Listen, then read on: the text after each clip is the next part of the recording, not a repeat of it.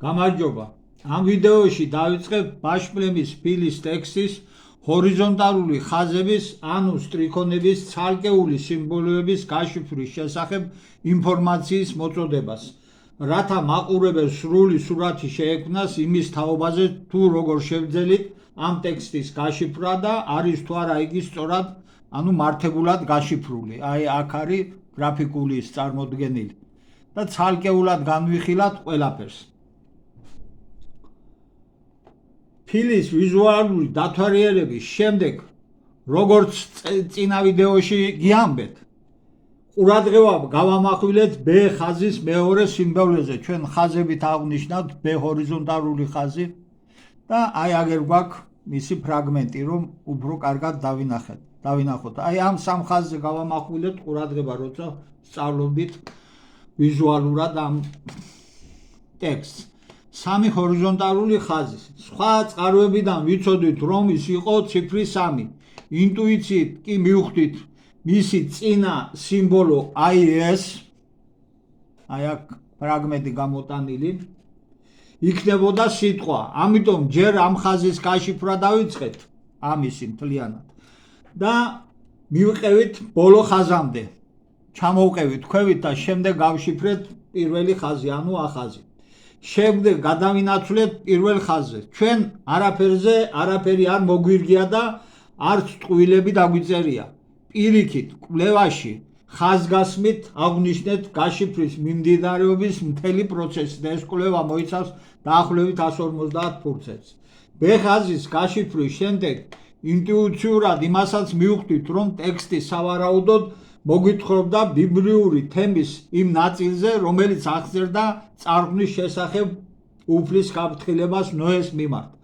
ინტუიციას ზოგადად პალეოგრაფიაში და არა მარტო დიდი მნიშვნელობა აქვს. ეს ვიცოდით სხვადასხვა მეცნიერთა მიერ აღწერილ მეთოდოლოგიებიდან და დავენდეთ მას, რამაც მართლაც მოგცა ეგრეთ წოდებული გასაღები იმ იდუმალი ტექსტის გაშიფრისთვის, რომელიც დატანილია ფილაზე. შევიმუშავეთ მეთოდოლოგია და მივყევით გაშიფრის პროცესს. ასევე B ჰორიზონტალური ხაზის სიმბოლოების ცალკეულად გაშიფრამ და ამ სიტყვათა თანმიმდევრულად მოგცა ერთიანი წინადადება. აი როცა გავშიფრეთ სათითაოდ, მივიღეთ ერთიანი წინადადება, რიცაც დავადგინეთ წერის მიმართულება მარცხნიდან მარჯვნივ. ტექსტის წაკითხვა, გაშიფრა დავიწყეთ უძველესი ამბანების გამოყენებით, რომელთა სიმბოლოების ფონეტიკური შესატყვისები მეტ-ნაკლებად ცნობილია. ამ დამწერლობებში წარმოდგენილი სიმბოლოები შეუდარეთ ფილაზე დატანილ გამოსახულებებს, რათა მოგვეხდინა მათი ფონეტიკური მნიშვნელობის გარკვევა. შემდეგ უკვე ერთობრივი თუ ენობრივი თუ ეთნიკური კუთვნილების დადგენა, რაც ტექსტის გაშიფრვისთვის მნიშვნელოვანია. ნომერ მეორე სიმბოლო, აი ეს სიმბოლო აგერ გვაქვს გადანომრილი.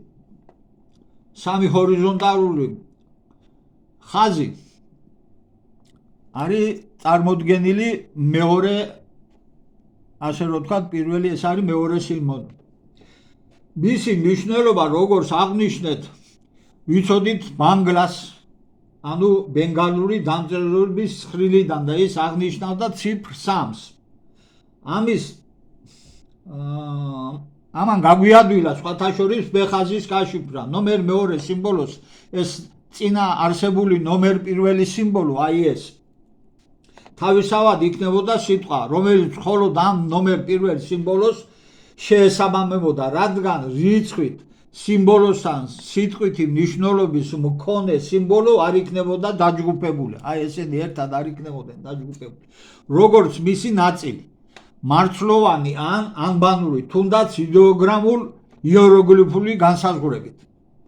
ესე იგი, ცალკეული სიტყვის აღნიშნული სიმბოლო იქნებოდა, ხოლო ნომერ მეორე სიმბოლო, აი ეს ნომერ პირველი სიმბოლოს რაოდენობრივ განსაზღვრაზე მიუთითებდა, რიცხვით განსაზღვრაზე.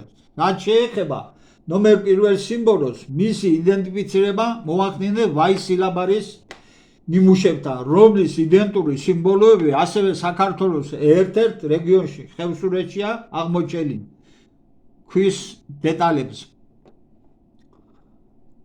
მაგალითთვის შეგვიძლია წარმოგიდგინოთ, აი აქ არის ვაისილაბარიდან აგერ გვიწერია და აი ხევსურეთში როგორ არის. თვითონ ვაისილაბარის ცხრილშიც აი აგერა მთლიანად ეს ცხრილი და გამოტანილი გვაქვს აქ ცალკე ნახავთ მათ იდენტიფიცირების მნიშვნელობას.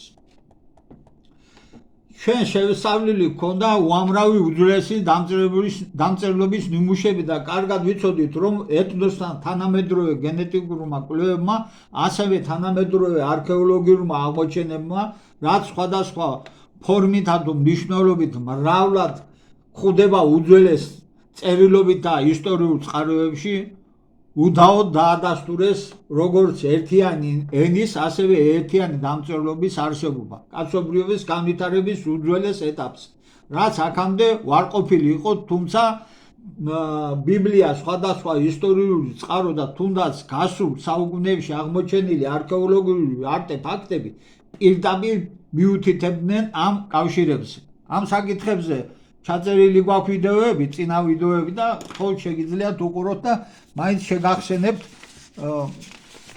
აი თუ ანასაზის პეტროგლიფებზე როგორ არის საქართველოში აღმოჩენილი სიმბოლოები გამოსახული, თვითონ ბორჯღალიც. ასე რომ ეს მარტო ამერიკას არ ეხება, მთელს მსოფლიოშია მიმოფანტული ასეთი მსგავსი სიმბოლოები და იდენტური და ფონეტიკური და გრაფიკული შესატყვისები. ახლა კი დავიწყოთ უშუალოდ ბაშფლების ფილის ტექსტის გაშიფვრის შესახებ თხრობა. როგორც ზემოთ აღვნიშნეთ, ეს პროცესი დავიწყეთ B ჰორიზონტალური ხარზის მეორე გამოსახულებით, რომელსაც ჩვენ ცხრილში მინიჭებული აქვს ნომერი B2. აი ამას B2. აგერ. და წარმოადგენს ბანგლას ორაკულის, ანუ უძველესი ჩინურისა და ლურსუმული დამწერლობების სიმბოლოებს ციფრ 3-თან მიმართებით და მათ მსგავსებას როგორც გრაფიკული, ასევე რიცხვითი მნიშვნელობით ფილაზე დატანილი წარწერის სიმბოლოსთან. ანუ არის იქაც აღნიშნავს რიცხვით ნიშანს 3-ს. ბოდიში. მოგავთით დასახელებული ენების შესახებ ინფორმაციას. დავიწყოთ ბანგლა ენით. ეს ენა ასევე ცნობილია როგორც ბენგალური ენა, წარმოადგენს კლასიკურ ინდო-არიულ ენას, რომელიც ეკუთვნება ინდოევროპულ ენათა ოჯახის ინდო-ირანულ შტოს. ინდო-ევროპელებზე ვისაუბრებთ წინა ვიდეოში, ამიტომ გთხოვთ მეტი ინფორმაციისთვის უყუროთ იმ ვიდეოებს.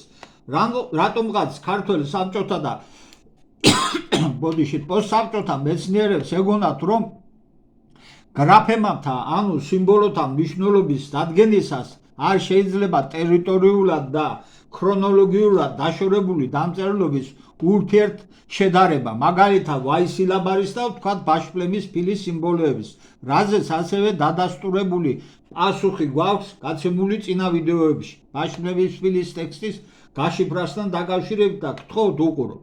მათ არ სურთ დაიჯერონ, რომ არსებობდა ერთიანი ენა და დამწერლობა, რომელთა სეგმენტირებამ გამოიწვია მრავალფეროვნება.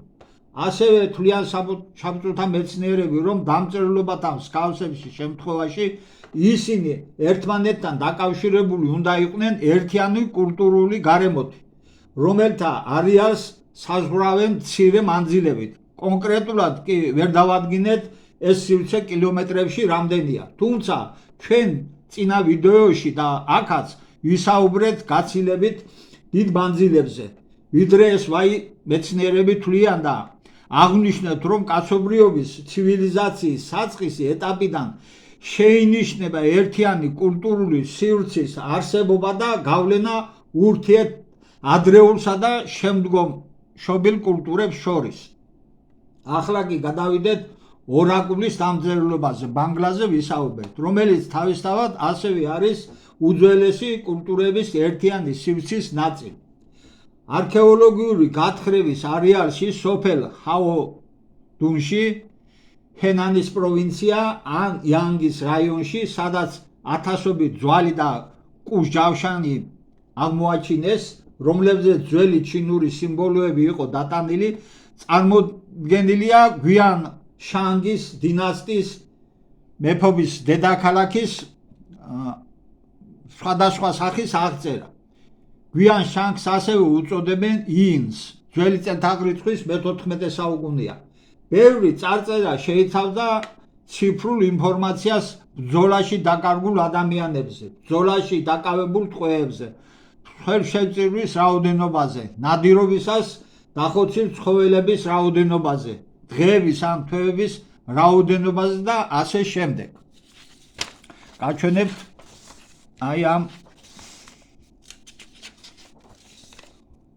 აგერ არის ორაკულის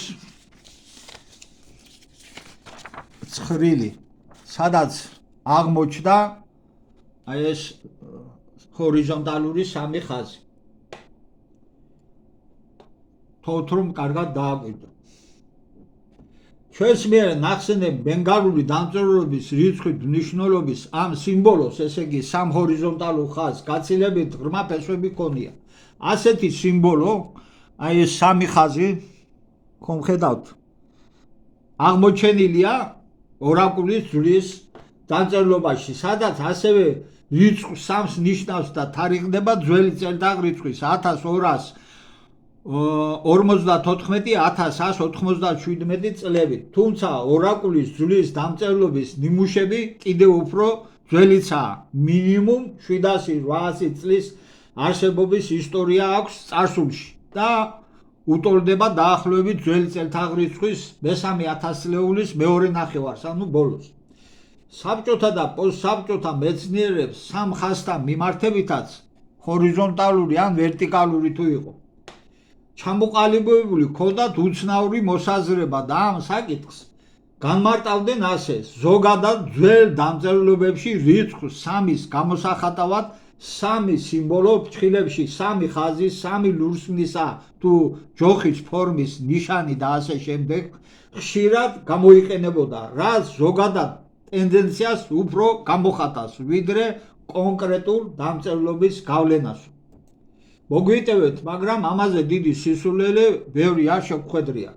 ესე იგი, საბჭოთა და პოსტსაბჭოთა მეცნიერები თვლიდნენ და დღესაც თვლიან, რომ უძველეს დროში სამი ხაზით ციფრი სამის გამოსახვა არ იყო სისტემური და წარმოადგენდა ტენდენციას, ანუ ადამიანები გაუთვითცნობიერებლად იყენებდნენ ამ რიცხვით მნიშვნელობებს.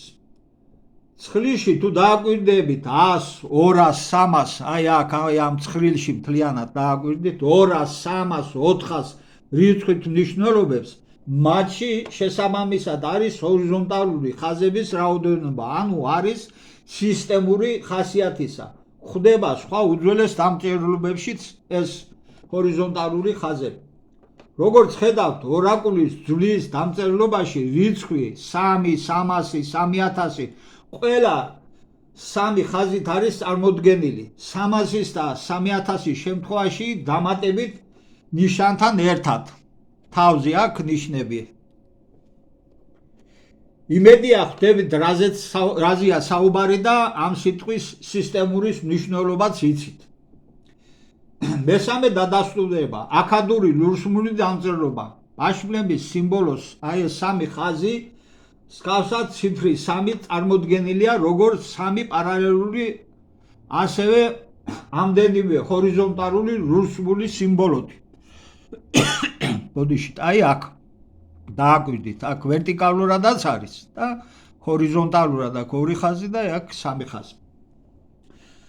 არქაული ლურსმული დამწერლობა აქადის იმპერიამ ძველი წელთაღრიცხვის 23 საუკუნიდან მიიღო. იქნებ ამაზეც თქვან იმ ვაი მეცნიერებმა, რომ რიცხვ 3-ის გაშიფრვასაც ბილინგვა სჭირდება და იმედია იაზრებთ, რომ ეს დამწერლობები კარგად ხნის გაშიფრულია და დადასტურებული. ბაშმლების ფილის D ჰორიზონტალური ხაზის მეხუთე სიმბოლო. დაუბრუნდეთ ახლა ჩვენ ისევე ბაშლევ ეს ფილას. აი გ აი აქ არის კიდევ სამი ხაზი გვხვდება. ასევე წარმოადგენს სამ ჰორიზონტალურ ხაზს. გავასწრებთ მოვლენებს და გეტყვით, რომ ამ სტრიქონში ჩაჯდა მისი რიცხვითი შესატყვისი 3, რაზეც დაწვრილებით ვისაუბრებთ, როცა განვიხილავთ ამ ჰორიზონტალური ხაზის ყველა სიმბოლოს ცალკეულად. აი ამ ხაზს როცა განვიხილავთ ცალკეულად, მაშინ გეტყვით ყველაფერს აგიხსნით. მაშასადამე B ჰორიზონტალური ხაზის მეორე სიმბოლო დადასტურებულად წარმოადგენს ციფრ 3-ს. შემდეგ ვიდეოებში ასევე ცალკეულად და არგუმენტირებულად დავასაბუთებთ ყველა სიმბოლოს გრაფიკულ და ფონეტიკურ შესატყვისებს და ამით იმის დამტკიცებას შევძლებთ, რომ ჩვენ სწორად გავშიფრეთ ბაშპლემის ფილის ტექსტი. ამით დავასრულოთ. გთხოვთ გამოიწოროთ ჩვენი არხი და უყუროთ ჩვენს ვიდეოებს. კიდევ ბევრ საინტერესო ამბავს შეიტყობთ ჩვენი ქვეყნის უძველეს ისტორიაზე. დიდი მადლობა.